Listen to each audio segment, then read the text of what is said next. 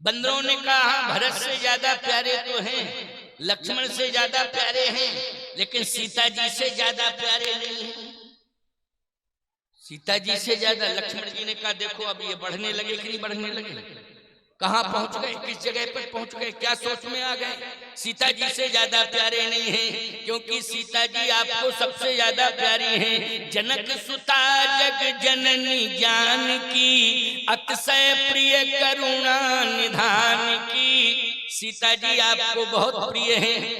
भगवान राम ने कहा कि सीता मुझे प्रिय हैं, अति प्रिय हैं, लेकिन सीता जी से ज्यादा प्रिय तो हमारी माता कौशल्या है, माता कैकेयी है और माता सुमित्रा है। अच्छा सही बताओ, पत्नी खड़ी हो और माता खड़ी हो तो तुम्हारा ईमानदारी के साथ बताना, हृदय से प्रेम माँ के चरणों में होगा कि नहीं होगा? बोलो होगा कि नहीं होगा? बल्कि धर्म ये कहता है कि केवल पति का ही माँ के चरणों में प्रेम नहीं होना चाहिए, पति पत्नी दोनों का ही समर्पण होना चाहिए। क्योंकि माँ माँ होती है, माँ ने कितने दुख सहे हैं, माँ ने कितनी तकलीफें सही हैं, तब जो है अपने पुत्र का लालन पालन किया है, पालन पोषण किया है और इतना इतना संभारा है, इतना सजाया है कि शादी के लायक हो गया। बोलो भाई। अच्छा शादी के लायक नहीं होता तो तुम्हें पति कहां से मिल जाता? सोचो जरा, पति कहां से मिल जाता? शादी के लायक किसने बनाया है? बोलो। शादी के लायक माँ ने ही बनाया है। माँ ने जब बनाया है तो सत्य कह रहा हूं, ध्यान से मेरी बात को सुनना, जो बहू बन करके आती हैं घर में, उन्हें सास के चरणों में प्रीति रखना चाहिए कि अगर ये दुनिया में सास माता न होती तो मुझे पति देव नहीं मिल पाते। अगर पति देव मुझे मिले हैं जो परमात्मा के स्वरूप में हैं, वो तो सास माता के द्वारा मिले हैं। इसलिए प्रेम आपस में करना चाहिए। मैं एक बात कहता हूं कि हम लोग भजन करते हैं, हम लोग भजन करते हैं, तीर्थों में रहते हैं और सारी जिंदगी ऐसे ही निकाल दी है भजन करते करते, प्रवचन करते करते। किसकी आशा में? कि परमात्मा मुझे मिल जाए, परमात्मा मुझे मिल जाए, इसी आशा में। लेकिन बेटियों एक बात मैं कह रहा हूं कि तुम कितनी भाग्यवान हो कि जैसे ही मंडप के नीचे पहुंचती हो तो तुम्हें परमात्मा पति के रूप में प्राप्त हो जाता है। बोलो, पति के रूप में कौन प्राप्त हो जाता है? परमात्मा प्राप्त हो जाता है। हो जाता है कि नहीं हो जाता है? क्या मानती हो अपने पति को? अलल्टप परमात्मा। क्या मानती हो? जल्दी बोलो। परमात्मा। बहुत अच्छी बात। एक बार मैंने कहा एक पत्नी से, पति को तुम क्या मानती हो? तो कहने लगी विपत्ति है। मैंने कहा ये भाषा पहली बार, विपत्ति ये कैसे बोल रही हो? कहा महाराज जी आपको क्या बतावे, पूरी विपत्तियां इसी के द्वारा हमें मिली हैं। अहम पति कहें कि विपत्ति कहें, सावधानी से मेरी बात को सुनना, प्रयास करो। वैसे तो मैं एक बात हमेशा कहता हूं कि राम जैसे संस्कार सभी बच्चों को मिल जावे। यदि रामचरितमानस से राम जैसे संस्कार मिल जाएंगे तो निश्चित हर घर में बहू सीता बन करके आ जाएगी, और जब हर घर में बहू सीता बन के आएगी तो रामराज घर घर में हो जाएगा। बोलो हो जाएगा कि नहीं? ऐसा कोई घर नहीं बचेगा जिसमें रामराज न हो जावे। इसलिए ऐसी विडंबना समाज में आने न पावे कि पत्नी जो है पति को देखना पसंद न करे और उसे विपत्ति के रूप में स्वीकार करे। ऐसी विडंबना किसी घर में न आने पावे। इसलिए मैं पतियों से भी कह रहा हूं कि जिस तरह से तिजोरी में रखे हुए धन को सुरक्षित किया जाता है, तिजोरी में रखे हुए धन को नजरों के सामने रखा जाता है, वैसे ही मैं कहता हूं धन तो चला जाएगा, धन आ भी जाएगा, लेकिन याद रखना पत्नी अगर तुमसे दूरियां बना रही है और कहीं पत्नी ने अगर दूरियां बना ली तो मैं एक बात कहना चाहता हूं कि तुम्हारा परिवार किसी काम का नहीं रहेगा, तुम्हारा परिवार परिवार नहीं माना जाएगा, और वो घर घर नहीं माना जाएगा। जहाँ पति पत्नी में दूरियां हो जाती हैं, वो घर स्मशान बन जाता है प्यारे। उस घर में देवता कभी वास नहीं करते हैं। आपको मालूम है, जब कैकेयी में और दशरथ जी में दूरियां हुई तो उसी अयोध्या को कहा घर मसान जन परिजन भूता सुतमित मीत मनहु जमदूता। बोलो अयोध्या को क्या कहा है? स्मशान कहा है। कब कहा है? जब कैकेयी में और दशरथ जी में दूरियां हो गई तो उस घर को, अयोध्या को, महल को स्मशान कहा गया है। इसलिए मैं कहना चाहता हूं कि प्रत्येक घर में सीता जैसी विचारधारा की बहू होनी चाहिए। प्रत्येक घर में श्री राम जैसे विचारधारा का पति होना चाहिए। निश्चित रूप से दावे के साथ कह रहा हूं, घर घर अयोध्या बन जाएगा, घर घर में राम राज जा जाएगा, हर घर कनक भवन बन जाएगा। क्या बन जाएगा? कनक भवन बन जाएगा। इसलिए पति पत्नी में दूरियां नहीं होनी चाहिए, क्योंकि पति पत्नी का प्रेम सामान्य प्रेम नहीं होता है। पति पत्नी का प्रेम ही परमात्मा को प्रकट कर देता है। बोलो सो अज प्रेम भगति बस कौशल्या की गोद। इसलिए ध्यान रखना, आज भगवान श्री राम ने कहा कि सीता की बात कर रहे हो। अब मैं स्पष्ट कहता हूं कि कितना प्रेम, सबसे ज्यादा प्रेम में किससे करता हूं? कौशल्या अम्मा से हाथ जोड़ के कहा भगवान राम ने कि आप सामने आ जाए माता जी।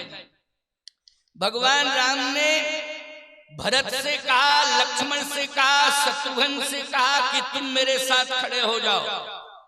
सुमंत जी से कहा कि वित्त मंत्री से कह दो कि खजाना खोल दें।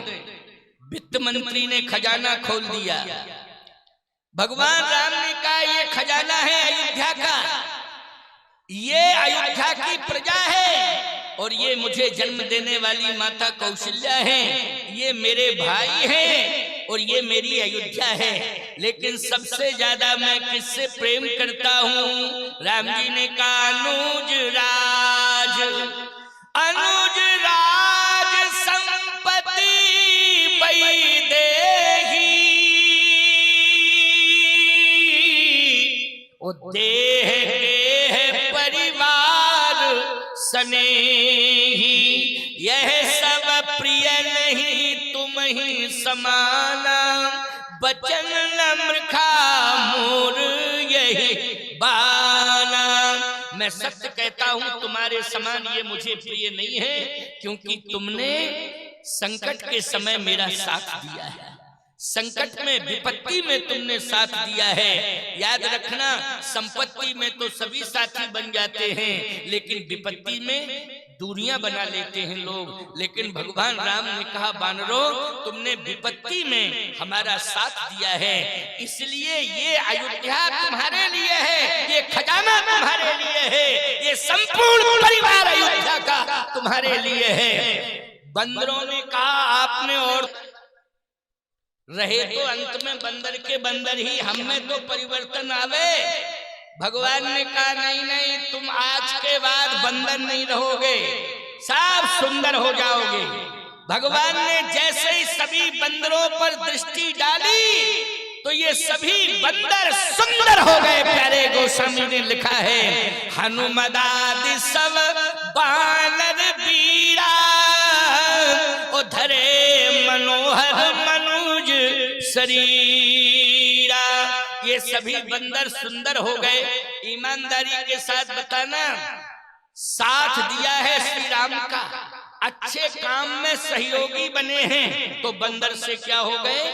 सुंदर हो गए। इसलिए सुंदर कोई तेल लगाने से, सुगंधित तेल लगाने से सुंदर नहीं होता है, कोई कृत्रिम श्रृंगार करने से सुंदर नहीं होता है, कोई सुंदर वस्त्र पहनने से सुंदर नहीं होता है, कोई बहुत लग्जरी गाड़ी में बैठ करके सुंदर नहीं होता है, कोई आलीशान हवेली में बैठ करके सुंदर नहीं होता है। मैं तो एक ही बात कहता हूँ, जिसका चरित्र सुंदर होता है वही सुंदर होता है। वानरों का उत्कृष्ट चरित्र है कि उन्होंने भगवान श्री राम के चरणों में समर्पण किया और विपत्ति में राम का साथ दिया है, और भगवान राम को विजय श्री दिलाई है, ये बानरों का सहयोग है। इसलिए आज सभी बंदर क्या हो गए?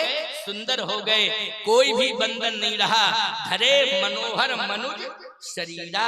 अयोध्या में इतना बड़ा परिवर्तन। जी ने कहा कि राम सिंहासन इंतजार कर रहा है, जल्दी सिंहासन पर बैठो क्योंकि समय निकल जाएगा तो सब गड़बड़ होगा। भगवान राम ने कहा नहीं नहीं, अभी हमें संतुष्टि नहीं है। क्यों नहीं है संतुष्टि? कारण क्या है? भगवान राम ने कहा इसलिए संतुष्टि नहीं है क्योंकि सब दिखाई दे रहे हैं लेकिन दो दिखाई नहीं दे रहे अयोध्या में। अब सुनते जाना भगवान श्री राम का हृदय आज संवेदनाओं से भरा हुआ है। मैं कहता हूं कि आज संवेदना समाप्त हो गई है। अपनी अपनी वेदना में तो सब जी रहे हैं और अपनी अपनी वेदना को समझ रहे हैं, लेकिन दूसरे की वेदना को कोई समझ नहीं रहा है। राम का यही रामत्व है कि संवेदनाओं से आज भगवान का हृदय भरा हुआ है। भगवान राम ने कहा कि नहीं नहीं, अयोध्या में सब दिखाई दे रहे हैं लेकिन दो दिखाई नहीं दे रहे हैं। कौन? सुनते जाना, बड़ी अच्छी बात है ये। राम राज्याभिषेक के पहले भगवान राम ने इस बात को कहा है। बोले दो दिखाई नहीं दे रहे हैं। कौन? कहे एक तो पिताजी के बारे में तो पता लग गया कि उनके प्राण चले गए। जब मैं बन गया तो उन्होंने प्राण त्याग दिए, तो पिताजी तो दिखाई नहीं दे रहे हैं इसलिए क्योंकि वो चले गए। परंतु मुझे आज कैकेयी माता भी दिखाई नहीं दे रही है। अच्छा, कैकेयी माता क्यों दिखाई नहीं दे रही हैं? क्योंकि कैकेयी से किसी ने कहा ही नहीं है कि राम आ गए। अंदर कमरे में बंद है, वो निकलती नहीं थी, मुंह छिपा करके कमरे के अंदर रहती थी, भवन के अंदर रहती थी। उसे किसी ने बताया ही नहीं है कि राम आ गए हैं। और याद रखना, चारों तरफ से उसका भवन बंद है, कहीं से भी आवाज सुनाई नहीं दे रही है। कैकेयी अंदर बैठी है, रो रही है, लेकिन ये सोच रही है कि राम तुमने कहा था आएंगे आएंगे, लेकिन नहीं आए हो। पता नहीं मेरी अंतिम श्वास कब निकल जाए। भगवान राम ने कहा कि मेरी माता कैकेयी दिखाई नहीं दे रही है। और याद रखना, जिसने अपने माँ बाप को खो दिया हो उसे सिंहासन पर बैठने का अधिकार नहीं है। अरे पिता तो चले ही गए, लेकिन मेरे माँ की भी रक्षा नहीं कर पाए आप लोग। जब मेरी माँ की रक्षा नहीं कर पाए तो क्या अधिकार है मुझे सिंहासन पर बैठने का कि मैं अपनी माँ को भी दुनिया से दूर कर चुका हूँ। वशिष्ठ जी ने कहा नहीं नहीं नहीं, कैकेयी तो जिंदा है। कौन कहता है कि कैकेयी मरी है? कैकेयी तो जिंदा है। भगवान राम ने कहा कि अगर जिंदा होती तो आज समाज में दिखाई देती कि नहीं देती, लेकिन आज वो दिखाई नहीं दे रही है। वशिष्ठ जी ने कहा गिलानी से उसका हृदय भरा हुआ है, इसलिए शर्म के मारे वो नहीं आई है। भगवान राम ने कहा इसका मतलब ये है कि गिलानी अभी भी माता कैकेयी के जीवन से जुड़ी है, और अगर गिलानी किसी के भी जीवन में रहेगी तो रामराज नहीं आएगा। समझ लेना इस बात को। गिलानी अगर किसी के हृदय में रहेगी तो फिर रामराज नहीं आएगा। गिलानी का अर्थ जानते हो? उदासीनता। उदासीनता उदासीनता जीवन में रहे तो राम राज्य आएगा। बोलो, राम राज्य का अर्थ है प्रसन्नता। राम राज्य का अर्थ उदासीनता नहीं है, राम राज्य का अर्थ है प्रसन्नता। मेरे आने पर भी अगर माँ की उदासीनता दूर नहीं हुई है तो मुझे राजा बनने का कोई अधिकार नहीं है। वशिष्ठ जी ने कहा तो इसके लिए क्या किया जाए? भगवान